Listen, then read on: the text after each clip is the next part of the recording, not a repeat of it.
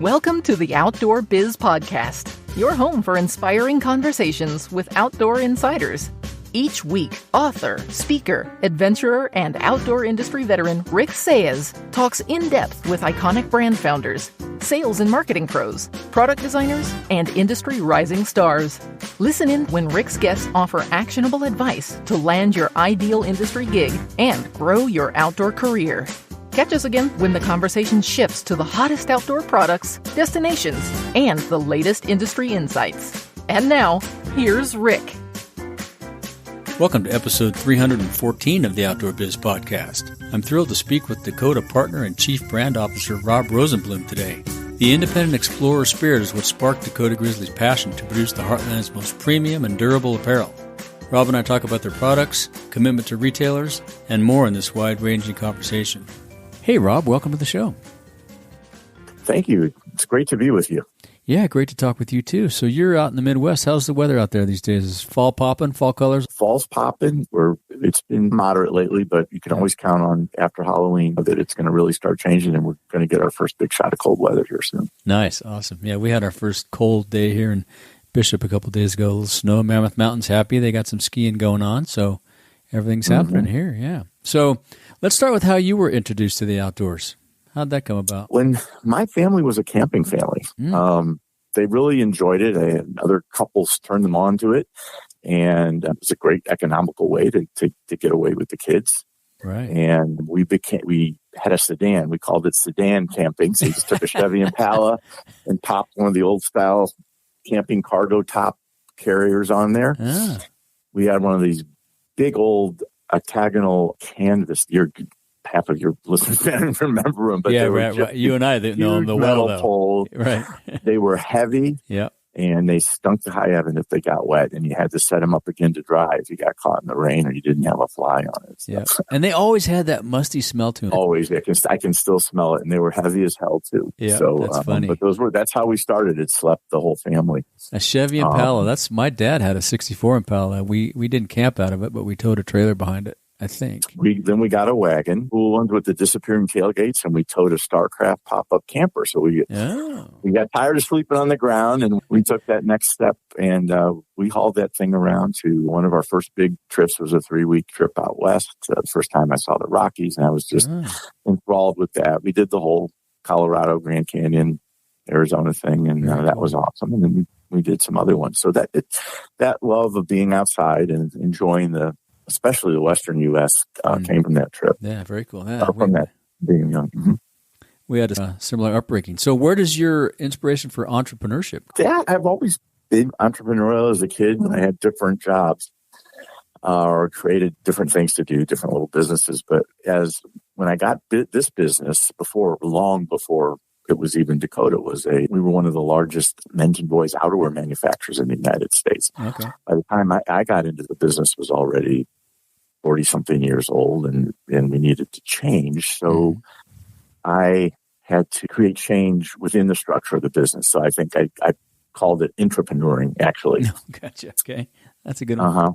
And that's how we evolved into different areas. And I think the culmination of that is the transition into a full sportswear company and then a branded sportswear company with Dakota. So it's been a long time. Yeah, beautiful stuff. Yeah. How about your About Us page begins with, we weren't born craftsmen, we were born explorers.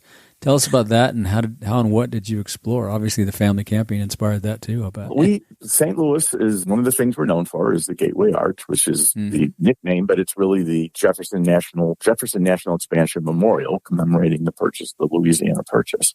So right there on the banks of the Mississippi is where they assembled things, and then they pushed off from St. Charles, which is a small town just at the confluence of the Missouri and the Mississippi River.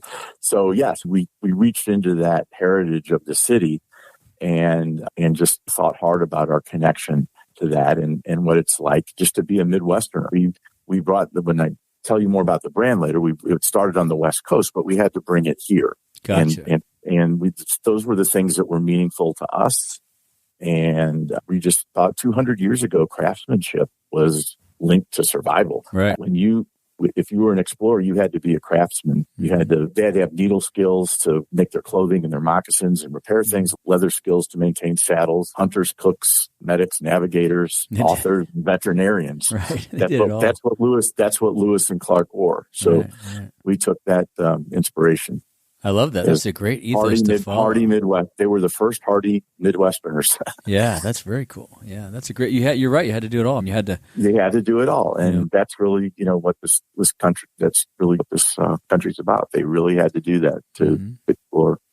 We've come a long way, or maybe not. So, how did Dkota Grizzly come to life? We at the time. We found it was Grizzly actually at the very beginning, going back to the mid-2000s. A fellow on the West Coast named Scott Nussbaum, who was very much a SoCal guy. Lifeguarding was his passion because he had previously been, a swimmer and a surfer and lifeguarding out there, which is, of course, a big thing. Big deal. And he was in the apparel business in another company, and then he decided to start Grizzly, excuse me. And it was men's and women's, very boutique. And we ran into him at a show, and we just struck up a conversation, and I was taken by the vibe that he was getting going with this brand, and he needed what we had as a much larger established company. And we wanted a brand to incubate and nurture. So that's how the relationship started. It was very much a Western U.S. and West Coast brand first. Gotcha. And what were you doing at the time? What was your business at the time? Our business at the time, it started actually as all outerwear. That we did all domestic outerwear, one of the largest in the country going back to 1946. Wow. And then in about 2000, we transitioned to full line sport. But all of this was done at more of the private label level. We flew under the radar and were trusted with a lot of big chains, private label programs. We also did some uniform programs, but no brand that we had of our own that we brought to market. Gotcha. So that was the next step. That makes sense, yeah. And then you also say that you've been on countless expeditions to the furthest corners of the world in search of high-quality materials. Where, and just for spitballing here, but for those explorers in us, where's the furthest place you've visited? Have you been all around the world yourself? We've been to, yes, it wasn't always on the same trip. I think the state of apparel today is the fact of life is that to do things at a certain price point, you have to be overseas. Yeah. And I was always sensitive to this coming from a company that for a long time was entirely domestic. But the world changes, and we moved on to find the best places that we could, bring the best value, obviously. And that takes you to Bangladesh, Thailand, Pakistan, and actually Italy. One of the first fabrics we imported when we just did outerwear was from Italy. They make there's wool over there. They make everything from fine suitings to bulky, larger yarn. Yeah, it really is international. So all over the place. Yeah, I've been to Italy for the footwear stuff up there in Montebelluna. Yeah, it's pretty cool. Yeah. So have there been any, oh boy, how do we get into this moments in all these travels? I think the one that's traveling is weird because you're in this weird, and you've done it, you're in a daze because of the time change. Yeah. And depending on if you were treating yourself to business class or first class. Or if you were out the night before with a factory owner and it's not glamorous. Right. People think it's glamorous. I mean, it's a 2 or 3 week trip. It's tiring. But anyway, one time we had a terrific merchandiser who actually got us into the sportswear business who passed away. He had more knowledge of fabrics and countries and production than anybody I'd ever met. Wow. And he pioneered the business when it was much more difficult, when the communications weren't there. When you went over there, you had to be done, and your samples had to be done. There were no countless revisions and meeting with designers and faxes. It had to be done physically. And so he actually, in the early 2000s, I went over there with him, and we had a layover in Bangkok, in Thailand. And we were in that daze, and we knew we had to overnight there. And you're in an unfamiliar place, and we're trying to figure out the motels, and they're handing us these laminated sheets, and we're not quite understanding it, but it looks like the hotel sends the cab, or the cab is linked, or the driver's linked to the hotel. So somehow we picked one, and we start to drive, and he decides that he's got to have some essential thing for his breakfast. It might have been cream that he wanted for his coffee, or he wanted something. Mm-hmm. So we're in this dark, deserted street somewhere in this really chancy neighborhood. And we go into this version of a 7-Eleven, and he's telling the driver to wait. And I'm thinking, this guy's going to take off. This is 2 a.m. And I just remember him going through the aisles. The guys, they're smoking, they smoke cigarettes over there down to the nub. And I remember seeing this blind old man with a cane and a 3-legged dog outside. And you just remember those moments. Yeah. This is really weird. Yeah, you got to shake yourself, right? Is this really happening? Yeah. Then we got to the motel, and I pushed the dresser in front of the door. Bare light bulb. We're all about saving money so we can pass the value on to our customers. There you go. That was one of those moments. Yeah, it's funny how those happen. And it's oftentimes, I find, when you least expect it. You think you're going to go have a nice meal and blah, blah, blah, blah, blah. Next thing you know, how did I get here? Right. It's weird. You're swinging down the highway and somebody's driving you, and you're covering huge distances. Mm-hmm. And trust. You just trust that they're not going to, leave you on the side of the road. People just recently learned how to drive. I've seen people go from a non-driving country to driving, and they. Yeah. So is that where? Is that where don't sweat the small, or no? Is that where sweat the small stuff comes from? When you really want to make sure you pay attention to the details, some of those trips, or was that a manufacturing thing? Yeah, I always thought that we had to do that when we make product for other people. Mm-hmm. People trust us to put their name on their private label. We always have to we're the experts. We help them with all the details and everything, and it doesn't cost anything to put yourself in the place of the consumer. Mm-hmm. And try to imagine how they experience the product and how they come in contact with it, where they touch it first, what do they feel first, what's their expectation going to be, where does that extra pocket need to be, how is this going to feel when they put it on, just little things like that, and try to be mindful of that. And I think in the Dakota product, I think it shows. We do things like sunglass wipes, we put zippers in, even just a pop-over piece so that your keys don't fall out. Mm-hmm. Always make sure there's plenty of inside, where there's plenty of pockets, because if a piece is going to be a guy's favorite piece, it's got to have pockets, right? Mm-hmm. Yep, that's right. It's this. In spite of the fashion, maybe to carry a purse, I don't know. I think a lot of guys are traditional. They want their pockets. Yeah, they got a backpack, but you can never have enough pockets. Yep, I'm with you. Yep. You guys sent me a beautiful shirt. Thank you. I love it. It's very comfortable and well made. It's pretty cool. Mm-hmm. And we also try to, even though we don't make technical, we're a lifestyle brand, mm-hmm. but we try to think like a technical apparel maker when it comes to putting in the details and choosing things. And I think that's why the retailers find that the brand and the customers find that it's something just a little bit different than some of the older brands. Yeah, that's well said. Yeah, I like that ethos too. Yeah. And you mentioned the brand is transitioning to emphasize Dakota. Tell us a little bit about that. Originally, the brand was Grizzly, and you might be familiar with a basketball team, the Memphis Grizzlies. That's right, yeah. We didn't like it too much when we started to do the rest of the legal work to protect this. Oh. And they weren't going for it. Even, obviously, we don't make fanwear, and it's not exactly the same name. Right. But there's not enough room in the world for it when somebody has enough lawyers. And the brand had just started at that time. We didn't have a big marketing investment, and Scott and I agreed that we had to do something. And we were out at we were at a OR where people bring their dogs, and somebody had a beautiful lab named Dakota, and I said, "That's it. Cool. Let's make it Dakota." Mm-hmm. And the latest transition was we wanted to emphasize that name, the expanse of the imagery of the West and of the Dakota country.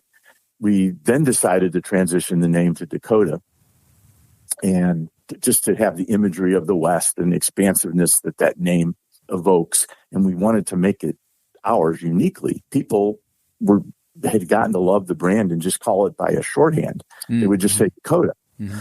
And that's where that started. And I said, when you say Dakota, you don't need the vowel. Mm-hmm. When you drop the vowel, it becomes a brand mark. Oh, and that's what happened. So the Grizzly's still there. People are familiar with it, but it's not in the forefront. So that covers you with the Memphis Grizzly. They don't mind that. I'm sorry.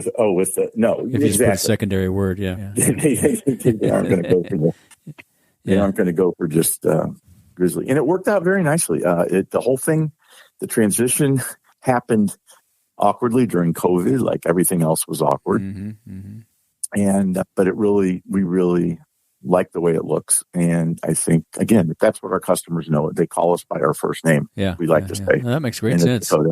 Yeah. Great story. And you could build so much into that too. There's all kinds of great things you can talk about Dakota and the territory, and you make beautiful product. The website looks great. So exactly. And it allows expansion, I think, into women's a little bit more easily if we decide to do that. All kinds of products. Exactly. Yeah. Back to outerwear if you want. Yeah. Interesting. Very cool.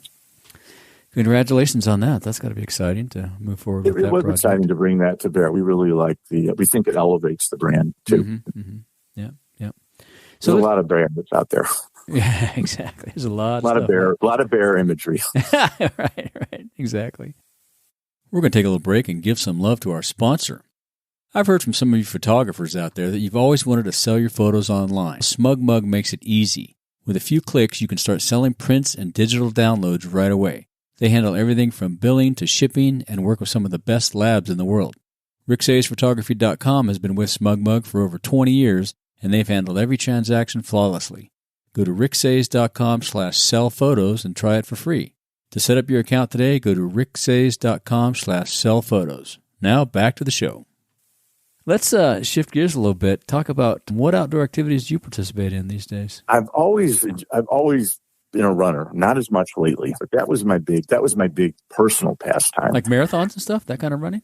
Marathons. I was a marathoner for, the early 2000s until just a few years ago. Got into triathlons a little bit, just a little bit late on that. Really grew to like trail running because it's so much easier on your joints. Yeah. And it's when they have the races in the fall. And I shied away from them. I was always afraid of turning my ankle and having to sit out a marathon. It was nice when you didn't have a marathon on your schedule to train for, and then you could go at it on the trails and not worry about tripping on a root wad or a stone or something. Right. But one of the things I loved, really even right about the same time as running or a little bit before, is getting out on some of the float streams that we have in Missouri. We have something here called the Ozark National Scenic Riverway. It's really a it's really a treasure in Missouri. People here know about it. And it's a federally protected confluence of spring-fed rivers. Wow, really cool. Overgrown creeks sometimes at some stages in the summer. Oh, but that's beautiful. The Jack's Fork, the 11 Point, and the Current. And we would take multiple day floats, and it's nice trout fishing. There's even some trophy trout fishing area there, and that was always fun. I don't get into canoe much anymore, and got exposed to hunting a little bit early on. In addition to the fishing, I had a really close brother-in-law, and we got out and we did some bird hunting, which I thought was just spectacular. State Missouri, close to Iowa. Beautiful. Anytime you can get out and do something like that and work with some beautiful dogs who were just terrific. To watch the dogs work is really something else. So that was all new to me, and I definitely enjoyed that. Well, I may have to come back there and get you back out into some of that trout fishing. That sounds fantastic. Yeah, it's really close confines. It's a little different than going up to Idaho. One time I went. No, I bet. Much smaller streams and tighter spaces. It's tighter spaces. It's a little trickier, and I really didn't learn to fly fish till a little bit later. And we pick up the skill and not do it for a while and need a refresher. But there's nothing like having a local guide to make it a more successful day. That's true. That's what I've always found. Oh, exactly. You're going to have a better trip if you've got a local. You're more likely to catch fish, that's for sure. You're more likely to catch fish. It's going to be a lot more fun. You won't be fumbling around. Yeah. And it's just our independent retailers. They're a wealth of knowledge for people that go in and love the outdoors, and that's why we support them. That's right. That's great. That's well said. Do you have any suggestions or advice for folks wanting to get into the outdoors? I think the best ideas come from solving an overlooked problem, obviously an unserved need. It's kind of tough to find it. Sometimes people find it by accident. I think people who are outdoors a lot, who are thinking that way, say, why doesn't this thing work like that? Or why doesn't it have this feature? Or they get frustrated over something. The Yeti is a great example. Doesn't always have to be that dramatic, but people who use their gear and ride it hard don't like things to fail. And in many cases, if that solution creates a value and people are willing to pay for the utility and the longevity, and obviously becomes a cult. Like, again, I keep going back to Yeti. Like Yeti, exactly. It's a dramatic example of hard goods. They redefined the industry. These big box retailers defined a cooler as something that wasn't going to retail past $39.99. And they redefined it. It sure did. Yeah. In a beautiful way, too. They make beautiful stuff. It really is. Who knew stories like that? Yeah, who knew our beer wasn't cold enough? Exactly. I remember seeing them at a trade show, and very lonely couple guys out at a regional trade show, 7 or 8 years ago, maybe. Yeah. Sitting there with not a fancy booth, and a couple of their, I don't remember what they call the models, sitting there with the MSRPs on it, $295, $395, $350, and I'm going, yeah, who's going to buy those? The answer was a hell of a lot of people. And here we are, exactly. Yeah, that worked out pretty good. There was nobody there. Yeah, well, that's how we all start out sometimes. That's how they start, yeah. So to get back to your question, they solved a problem, or maybe they told people they had a problem. They did, like you just said, they didn't know their beer wasn't cold enough. Yeah, didn't know you had a problem. Exactly, yeah. That's how a lot they wanted to stand on them. I think they wanted to stand on them and fish was part of the story. You could use them as blocks and build a house out of them. They're so bomber. Man, they're incredible. Pretty cool. They're bombful. Yeah. Do you have any daily routines you use to keep your sanity? Exercise, walk the dog? The running has slowed down a little bit, but I'm an injury led me back into the gym, and I couldn't run quite as much, and I went on a very unlikely path into bodybuilding. Oh, interesting. Huh. So didn't see that coming. But the marathoning, what I found was there was a lot of similarity in the preparation, the time span, the way you cycle the training. The way I always tell people is you count miles and minutes when you're doing your speed work, and when you're bodybuilding and you count fats and carbs and macros. But you have to rotate them. And there's some things that are very similar. It's very similar to the mindset. That's interesting. With long range plan, that was kind of fun to discover. And you got to put in the reps with the weights too, right? Oh, all that. It's structured, but you do, just like anybody that's trained for an endurance event knows you really get to some serious training.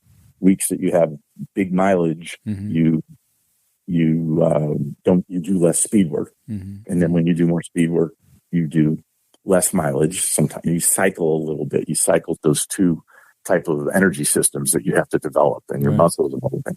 And you do the same thing with this. You cycle the way you do your weights and your reps, and to develop the balance that you want. Interesting. I had no idea. Yeah, I have no idea. I was clueless. I was unhappy. I had qualified. I'd been to Boston a couple times and qualified a couple times more, but I couldn't get there the last couple times because I had a back injury, and I was sitting in the chiropractor's office. Oh, no. The day I was supposed to be there, and it wasn't a great time, but that's a long answer to your question. That's funny. I think a lot of us go through, those of us that are athletes in one way or another, injury oftentimes changes the activity, right? Whether it's a major injury or a minor injury, you can't do what you once were doing. Now but you still want to be active and fit, really, so you got to switch gears, Yeah, the trajectory of running, of course, was incredible. Yeah, I banged my knees up early on. I have. Are you a trail runner or? No, I don't run anymore. My knees. I wrecked my knees in junior high and high school. I had surgeries and torn ACLs and played football. Yeah, it was just a mess. Oh, I got you. My back did me in. That's what it was. I was too tight. That wasn't being attentive to my stretching, and then I went to a boot camp and did something stupid. That was game over. Yeah. I didn't let it slow me down. I did triathlons and was a river guide and stuff, but it really, a lot of pain and stuff involved. And now I don't run, but like you, I do a lot of weight work and just to stay fit, because If I don't stay fit, I find I just hurt. I just ache. My knees hurt. Yeah, My back hurts. You got to keep moving. A lot more warm up time and a lot more stretching. Exactly. And I miss my running group terribly, actually. No, I do try to catch up with them. Yeah, I'm with you. We had a fantastic group. Yeah, I miss that a lot. Do you have any favorite books or books you give as gifts? I do. Sometimes I have them, and I don't. When they're, the sad thing is when they're on a Kindle, you don't remember. Oh, you're right. Yeah, you're right. I like the physical books. I do too. But I was just thinking back to, it was a geeky history. It was a history book, really. Mm-hmm. But it was a point of view. It was called How the West Was Won. It was geeky, but it was just about why Western civilization contributed so much to the world. It's something that's kind of overlooked now. Why is it special? Why is this country special? Why did the things? Why do the things develop here in this country? And they didn't develop in other parts of the world. And history, I think, is more interesting when you're older. Sometimes you aren't as interested. Yeah. You appreciate it more, I think. Yeah, you appreciate it more. But I found that nobody's ever read that book. I just picked it up because that's a great book. Interesting. Yeah. That's a good book. I read it just once, but might be on the list again. What's your favorite outdoor gear purchase under $100, or favorite outdoor piece of outdoor gear under $100? That was actually that didn't take me long. Oh, all right. I went this summer. We went to Vail. I hadn't been there this summer in a while, just to do some hiking and enjoy some cool weather when it was hot here. And I'm big on hydration, so when you run, of course, we would carry some things with us. You runners normally wouldn't have a Camelback because you just don't. I don't know if it would sit right. Maybe some of them do now. We didn't. We just had our little hand grip water bottles. We'd fill them up, and of course, when you're at races, you have stations. But I bought a Camelback, and just a pretty basic one, and absolutely because it's dry up there. Yeah, that was. Camelbacks it's amazing. Another thing we didn't know we needed. It's pretty interesting how all this stuff plays out. I said it's interesting. Isn't Camelbacks another thing you didn't know you needed, right? It's who would thought about putting water on your back I think back in the day before they perfected it, I don't think runners would have ever liked that type of thing. Yeah. You'd see people with the belts and everything.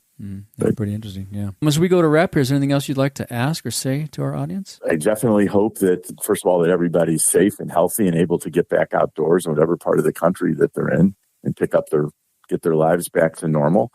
And I hope that if they haven't discovered the brand, that they'll be able to discover it at a retailer near them. We're all about our retailers, supporting our independent retailers, because they're the ones that have built this brand. And right now on our site, we don't have anything because of the supply chain situation. We are putting our retailers first, but they can find out a little bit about the brand. They can find a store near them.